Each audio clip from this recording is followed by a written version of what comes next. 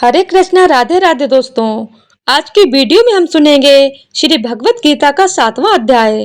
पितृपक्ष के दौरान श्री भगवत गीता का पाठ करना विशेष फलदायी होता है। पितृपक्ष में गीता का पाठ करने से पितरों को मोक्ष की प्राप्ति होती है तथा उनका आशीर्वाद प्राप्त होता है। तो आइए अब सुनते हैं गीता के 7वें अध्याय का महात्म्य। भगवान शिव कहते हैं, हे पार्वती, अब मैं 7वें अध्याय का महात्म्य बतलाता हूँ, जिसे सुनकर कानों में अमृत राशि भर जाती है। पाटिल पुत्र नामक एक दुर्गम नगर है, जिसका गोपुर द्वार बहुत ही ऊंचा है। उस नगर में शंकुकर्ण नामक एक ब्राह्मण रहता था। उसने वैश्य व्रत का आश्रय लेकर बहुत धन कमाया, किंतु न तो कभी पितरों का तर्पण किया और न देवताओं का पूजन ही किया। वह धनोपार्जन में तत्पर होकर राजाओं को ही भोजन दिया करता था। एक समय की बात है, उस ब्राह्मण ने अपना चौथा विवाह करने के लिए पुत्रों और बंधुओं के साथ यात्रा की। मार्ग में आधी रात के समय जब वह सो रहा था, तब एक सर्प ने कहीं से आकर उसकी बाह में काट लिया। उसके काटते ही ऐसी अवस्था हो गई कि मणिमंत्र और औषधि आदि से भी उसके शरीर की रक्षा अध्यान जान पड़ी। तत्पश्चात कुछ ही क्षणों में उसके प्राण पखेरु उड़ गए और वह प्रेत बन गया। फिर बहुत समय के बाद वह प्रेत सर्प योनि में उत्पन्न हुआ। उसका वित्त धन वासना में बंधा रहा। उसने पूर्व वृतांत को स्मरण करके सोचा, मैंने घर के बाहर करोड़ों की संख्या में अपना जो धन गाड़ रखा है, उससे इन पुत्रों को वंचित करके स्वयं उसकी रक्षा करूंगा। सांप की योनि से पीड़ित होकर पिता ने एक दिन स्वप्न में अपने पुत्रों के समक्ष आकर अपना मनोभाव बताया। तब उसके पुत्रों ने सवेरे उठकर बड़े विस्मय के साथ एक दूसरे से स्वप्न की बातें कहीं। उनमें से मंझला पुत्र कुदाल हाथ में लिए घर से निकला और जहां उसके पिता सर्प योनि धारण करके रहते थे, उस स्थान पर गया। यद्यपि उसे धन के स्थान का ठीक ठीक पता नहीं था, तो भी उसने चिन्हों से उसका ठीक निश्चय कर लिया और लोभ बुद्धि से वहां पहुंचकर बाबी को खोदना आरंभ कर दिया। तब उस बाबी से बड़ा भयानक सांप प्रकट हुआ और बोला, ओ मूढ़, तू कौन है? किस लिए आया है? यह बिल क्यों खोद रहा है? किसने तुझे भेजा है? ये सारी बातें मेरे सामने बता। पुत्र, मैं आपका पुत्र हूँ। मेरा नाम शिव है। मैं रात्रि में देखे स्वप्न से विस्मित होकर यहाँ का सुवर्ण लेने के कौतूहल से आया हूँ। पुत्र की यह वाणी सुनकर वह सांप हंसता हुआ उच्च स्वर से इस प्रकार स्पष्ट वचन में बोला, यदि तू मेरा पुत्र है तो मुझे मुझे शीघ्र ही बंधन से मुक्त कर। मैं अपने पूर्व जन्म के गड़े हुए धन के ही लिए सर्प योनि में उत्पन्न हुआ हूँ। पुत्र कहता है, पिताजी, आपकी मुक्ति कैसे होगी? इसका उपाय मुझे बताइए, क्योंकि मैं इस रात में सब लोगों को छोड़कर आपके पास आया हूँ। पिता कहता है, बेटा, गीता के अमृतमय 7वें अध्याय को छोड़कर मुझे मुक्त करने में तीर्थ, दान, तप और यज्ञ भी सर्वथा समर्थ नहीं है। केवल गीता का 7वां अध्याय ही प्राणियों के जरा, मृत्यु आदि दुखों को दूर करने वाला है। पुत्र, मेरे श्राद्ध के दिन गीता के 7वें अध्याय का पाठ करने वाले ब्राह्मण को श्रद्धा पूर्वक भोजन कराओ। इससे निसंदेह मेरी मुक्ति हो जाएगी। वत्स, अपनी शक्ति के अनुसार पूर्ण श्रद्धा के साथ निव्यर्सी और वेद विद्या में प्रवीण अन्य ब्राह्मणों को भी भोजन कराना। सर्प योनि में पड़े हुए पिता के ये वचन सुनकर सभी पुत्रों ने उसकी आज्ञा अनुसार तथा उससे भी अधिक किया। तब शंकुकर्ण ने अपने सर्प शरीर को त्याग कर दिव्य देह धारण किया और सारा धन पुत्रों के अधीन कर दिया। पिता ने करोड़ों की संख्या में जो धन उनमें बांट दिया था, उसमें से वे पुत्र बहुत प्रसन्न हुए। उनकी बुद्धि धर्म में लगी हुई थी, इसीलिए उन्होंने बावली कुआं, पोखरा, यज्ञ तथा देव मंदिर के लिए उस धन का उपयोग किया और अन्नशाला भी बनवाई। तत्पश्चात 7वें अध्याय का सदा जप करते हुए उन्होंने मोक्ष प्राप्त किया। हे पार्वती, यह तुम्हें 7वें अध्याय का महात्म्य बतलाया, जिसके श्रवण मात्र से मानव सब पातकों से मुक्त हो जाता है। तो आइए अब सुनते हैं श्रीमद् भगवत गीता के 7वें अध्याय का श्लोकों का हिंदी अनुवाद।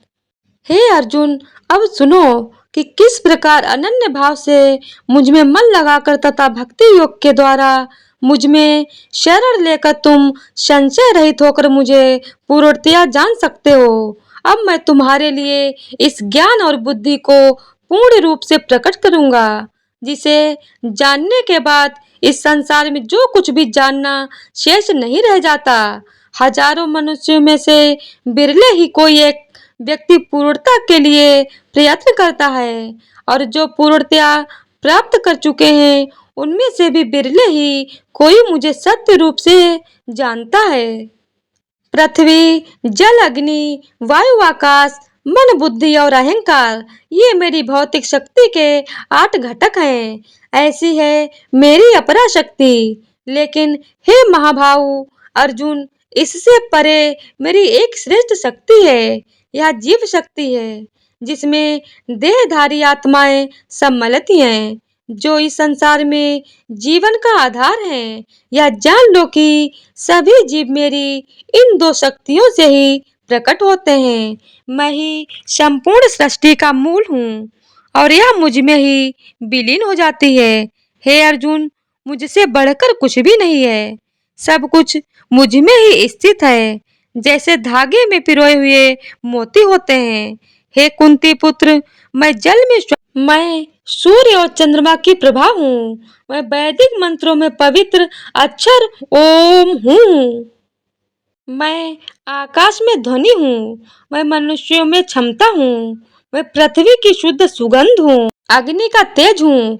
मैं सभी प्राणियों में जीवन शक्ति हूँ तथा तपस्वियों की तपस्या हूँ। हे अर्जुन, तू यह जान कि मैं समस्त प्राणियों का सनातन बीज हूँ। मैं बुद्धिमानों की बुद्धि और तपस्वियों का तेज हूँ। हे भरत श्रेष्ठ, मैं बलवानों में कामना और वासना से रहित उनकी शक्ति हूँ। मैं वह यौन क्रिया हूँ जो सद्गुणों या शास्त्र के आदेशों के प्रतिकूल नहीं है। भौतिक अस्तित्व की 3 अवस्थाएं सतोगुण, रजोगुण और तमोगुण मेरी शक्ति द्वारा प्रकट होती हैं। वे मुझ में ही, लेकिन मैं उनसे परे हूँ। इस संसार में माया के तीनों गुणों से मोहित होकर लोग मुझ अविनाशी और नित्य को जानने में असमर्थ हैं। प्रकृति के 3 गुणों से युक्त मेरी दिव्य शक्ति माया को पार करना बहुत कठिन है, लेकिन जो लोग मेरी शरण में आते हैं वे इसे आसानी से पार कर जाते हैं।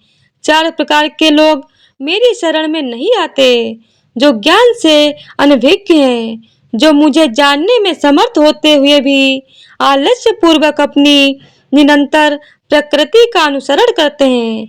वे जिनकी बुद्धि मोहग्रस्त है तथा सो जो आसुरी प्रकृति वाले हैं। हे भरत श्रेष्ठ, 4 प्रकार के पुण्यात्मा लोग मेरी भक्ति में लगे रहते हैं। दुखी, ज्ञान के जिज्ञासु, सांसारिक संपत्ति के जिज्ञासु तथा ज्ञान में स्थिति, इनमें से जो ज्ञान पूर्वक मेरी पूजा करते हैं तथा मुझ में स्थिर चित होकर अनन्य भाव से समर्पित रहते हैं, मैं उन्हें सबसे श्रेष्ठ मानता हूँ। मैं उन्हें बहुत प्रिय हूँ और वे भी मुझे बहुत प्रिय हैं।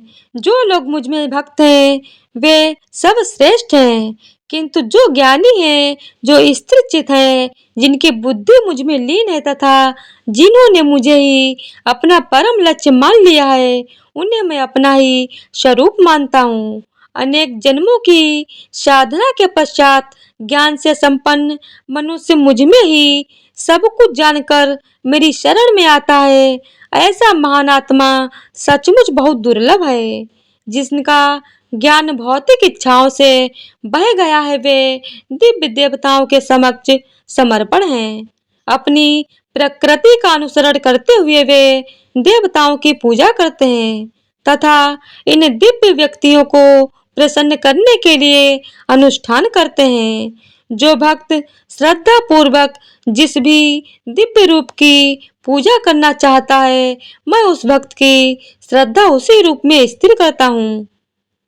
श्रद्धा से युक्त होकर भक्त किसी विशेष देवता की पूजा करता है और इच्छित वस्तुओं को प्राप्त करता है, परंतु वास्तव में इन लाभों की व्यवस्था मैं ही करता हूँ। परंतु इन अल्पज्ञ लोगों द्वारा प्राप्त किया गया फल नाशवान है। जो लोग दिव्य देवताओं की पूजा करते हैं, वे दिव्य धामों को जाते हैं, जबकि मेरे भक्त मेरे पास आते हैं।